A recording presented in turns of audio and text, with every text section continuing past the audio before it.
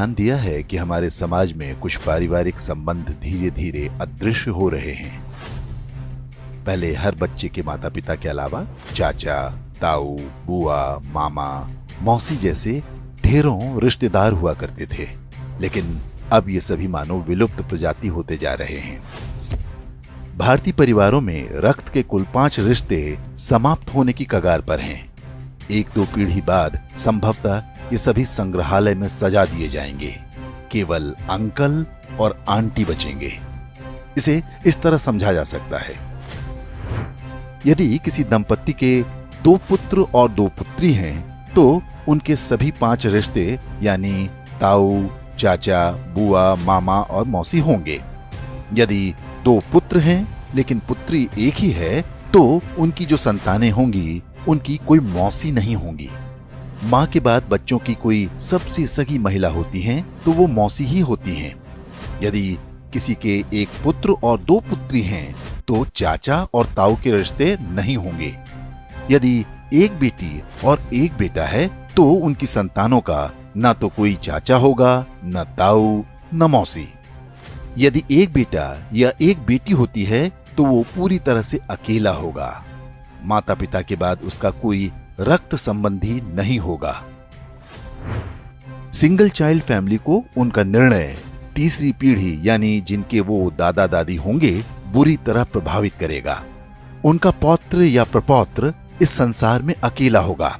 उसे अपने रक्त के रिश्ते की आवश्यकता होगी, तो इस पूरे ब्रह्मांड में उसका अपना कोई नहीं होगा।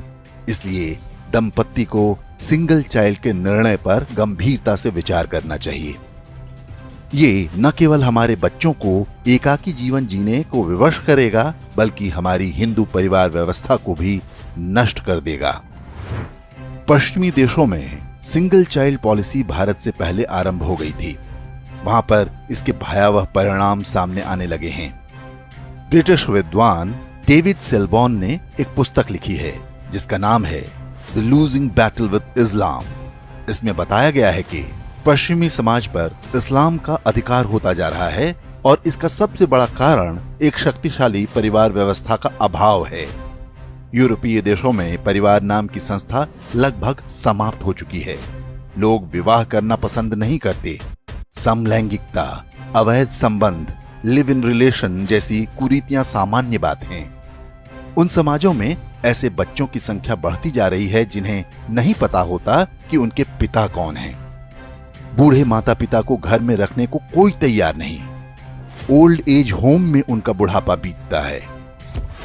यूरोपीय देशों में आज राजनीतिक दल परिवार को बचाने का वादा अपने चुनावी घोषणा पत्र में करने लगे हैं। ऑस्ट्रेलिया में तो फैमिली फर्स्ट नाम से एक राजनीतिक दल भी बन गया है।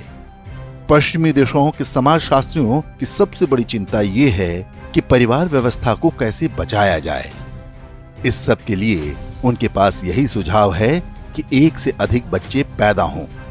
अब यही चुनौती भारतीय समाज के सामने भी खड़ी होने जा रही है। क्या हम समय रहते सतर्क हो पाएंगे या हमारे साथ भी वही होगा जो पश्चिमी देशों के साथ हो रहा है?